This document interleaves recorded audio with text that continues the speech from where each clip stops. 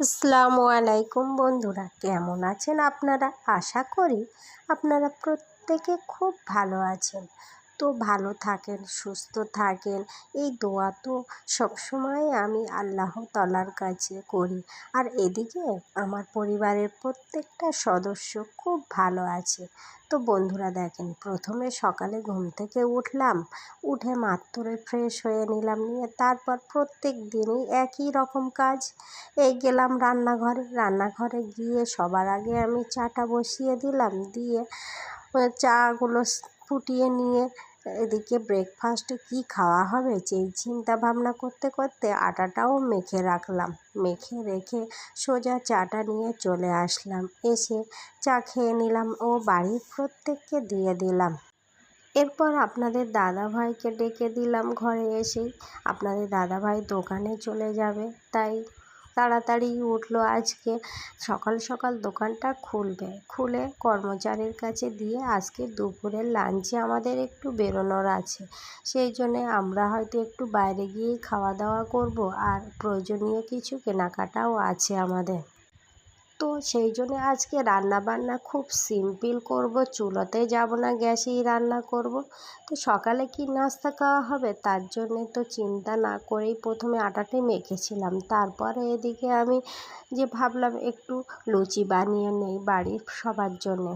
প্রথমে আপনাদের দাদাভাইকে 2-4টে ভেজে দিলাম, আপনাদের দাদাভাই খেয়ে দোকানে বেরিয়ে গেল। তারপরে চলে আসলাম আবার বাড়ির প্রত্যেকের জন্য লুচি ভাজতে। তো একে একে আমি সমস্ত লুচি একটা একটা করে বেলে নিলাম।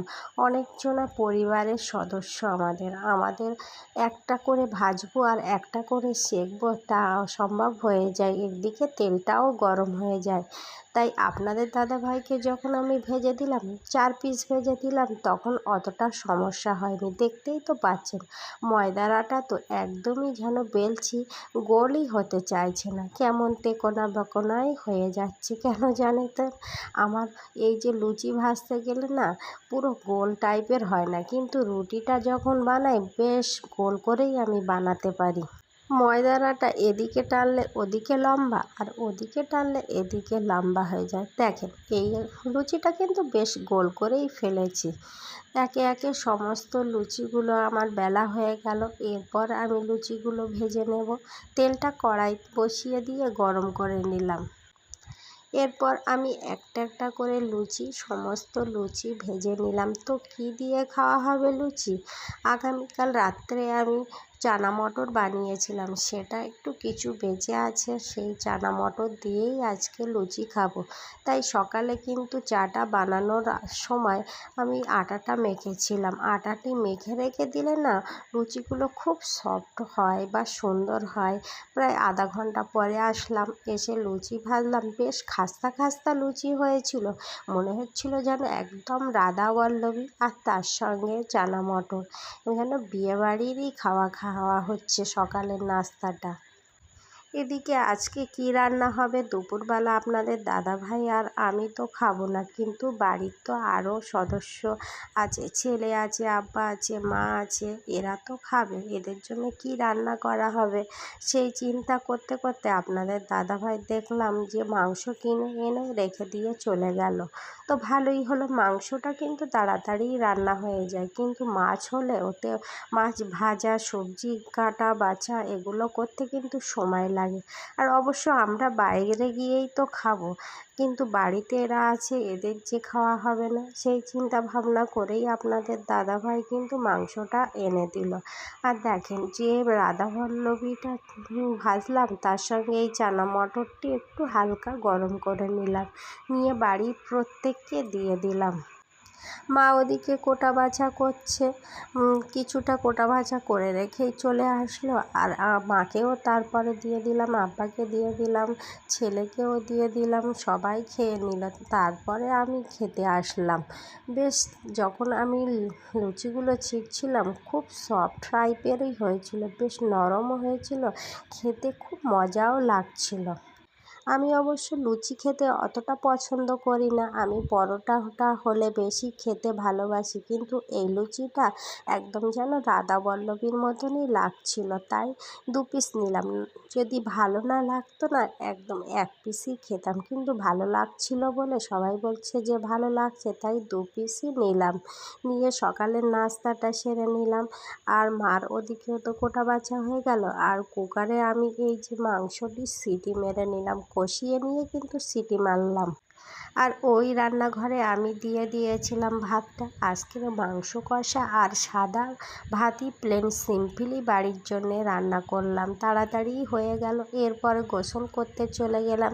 আপনাদের দাদাভাই ঠিক 12টা থেকে 12:30টার মধ্যে আসার কথা ছিল। তারপরে আমরা দুজনে বেরিয়ে গেলাম, গিয়ে একটু দুপুরে লাঞ্চ সারলাম হোটেলে। এই হোটেলের লাঞ্চ করতে এত ভালো লাগে না, সেটা আপনাদের বলে বোঝাতে পারলাম না।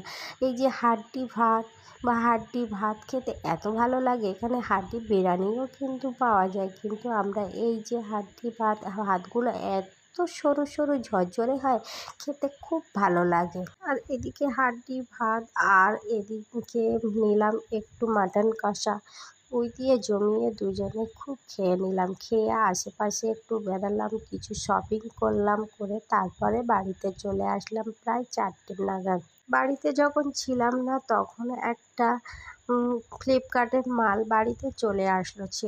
ছেলে অবশ্য ওটা নিয়েছিল। তা সন্ধ্যার দিকে চাটা খেয়ে নিয়ে দেখলাম খুলে যে কী আছে, মানে কি অর্ডার করেছিলাম না সেটা ভালো করে তো দেখবো, সেই জন্যে দেখেন একটার পর একটা প্যাকেট খুলতেই থাকছি।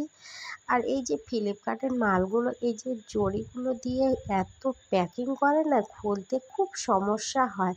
পুরো প্যাকেটটাই আমি যেন ছিঁড়েই ফেললাম। খুলতে খুলতে অধৈর্য হয়ে যাচ্ছিলাম, একটা প্যাকেটের পর আর একটা প্যাকেট এইভাবেই। দেখতেই পাচ্ছি যত ছিঁড়ছি, একটা প্যাকেট আগে খুললাম দেখেন, তারপর ফের একটা খুললাম, আবার একটা দেখছি এর ভিতরে জড়ি আছে। এটা কি বলেন তো? এটা তো আপনাদের সঙ্গে বলা হলো না যে এই প্যাকেটের মধ্যে আমি কি ফ্লিপকার্ট থেকে অর্ডার করেছি। এটা হলো মায়ের হাঁটা গাড়ি। মার পায়ে ব্যথা, এর আগেও অবশ্য আপনাদের সঙ্গে গল্প করেছি, তার জন্য এই হাঁটা গাড়িটা মাকে কিনে দিলাম। এটা হলে মায়ের খুব হাঁটতে সুবিধা হবে, 2 ধারে ধরে নিয়ে হাঁটবে, বেশ ভালোই হবে হাঁটা চলা করতে। তো দেখেন ফের আমি এই প্যাকেট থেকে খুলতে অধৈর্য হয়ে গেলাম, আবার দেখছি যে একটা ছোট্ট কাগজেও প্যাকিং করা আছে এই হাঁটা গাড়ির পাগুলো, সেটাও আমি খুললাম। খুলে দেখব যে কিভাবে খাটানো যায়। ওটাকে খুলে নিয়েও খাটিয়ে নিলাম।